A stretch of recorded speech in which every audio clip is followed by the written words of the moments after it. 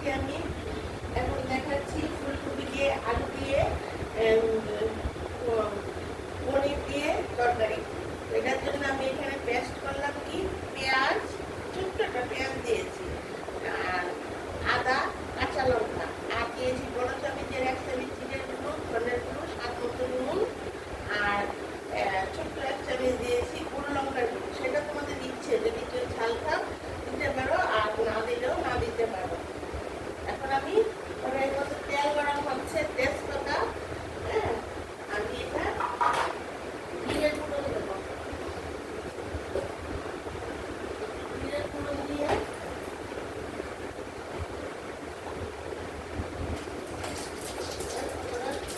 মশলাটা মশলাটা দিয়ে দিচ্ছি।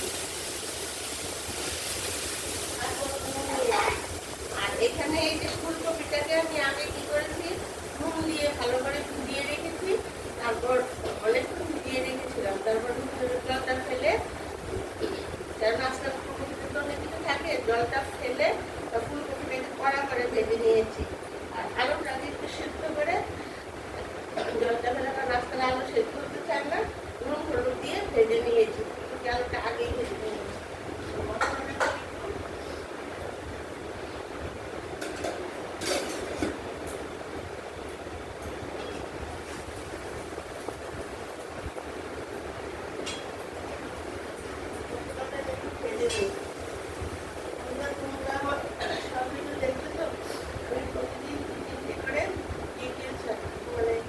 রান্না দিয়ে ছাড়ছি, প্লাস দুপুরে খাবারে আসছি, সন্ধ্যার সময় আসছি। আমাকে সাবস্ক্রাইব করলে অবশ্যই দেখতে পারবেন। আমি এখন মশলাটা কষিয়ে নিচ্ছি।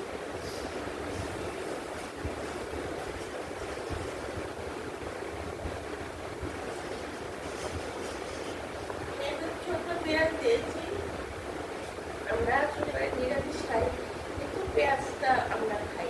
আর যদি তোমরা কেউ মনে করো পেঁয়াজটা দেবে না, পেঁয়াজটাও না দিতে পারো। শুধু কাঁচা লঙ্কা, আদা, জিরে, ধনে আর পনিরে কিন্তু অবশ্যই তেজপাতা দেবে। এই সব রান্নাতে তেজপাতা না দিলে রান্না টেস্টি হয় না।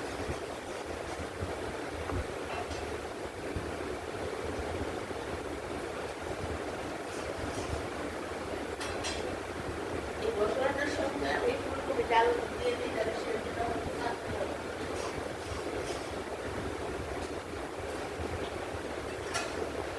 মশলাটার সাথে কষিয়ে নিচ্ছি।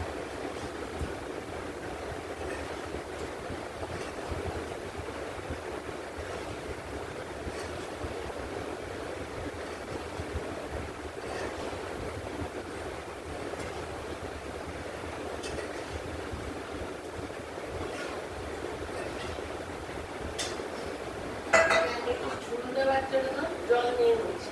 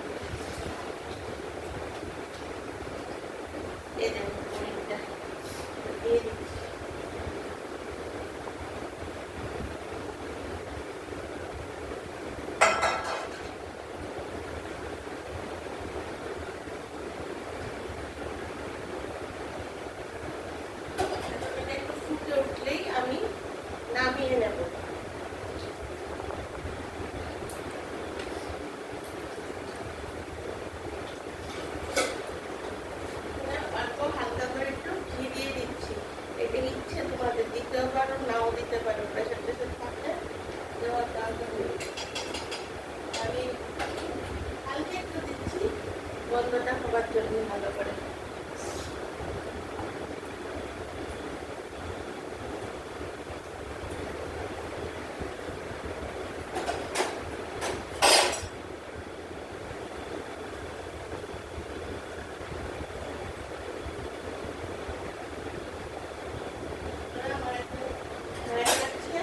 তোমাদের ইচ্ছে যে এটাকে শুকনো শুকনো করবে না একটু ঝোল ঝোল রাখবে। তো আমি একটু ঝোল ঝোলই রাখছি। আর যদি তোমরা যদি মনে করে একদম শুকিয়ে নেবে শুকিয়ে নিতে পারো। তাহলে তোমাদেরকে নামিয়ে দেখাচ্ছি তরকারিটা কিরকম হবে। কারণ ওই ক্যামেরাটা এত দেখানো যায় না, তখন গাড়ি একটু টেনে নিও যেন ফুলকপিটা ভালো করে সেদ্ধ হয়, আলুটা সেদ্ধ হয়, একটা মাখা মাখা ভাব হয়, তখন ওটাকে নামিয়ে নেবে। দেখো তরকারিটা কিরকম হচ্ছে।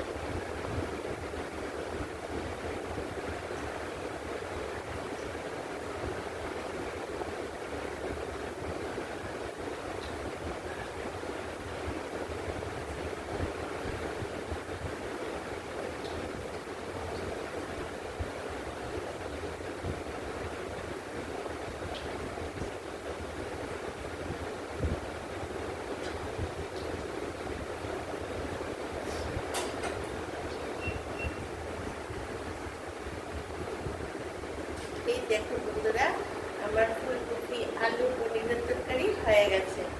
হ্যাঁ, তোমাদের যদি ভালো লাগে তোমরা এভাবে খেয়ে দেখো, তো নিশ্চয়ই ভালো লাগবে।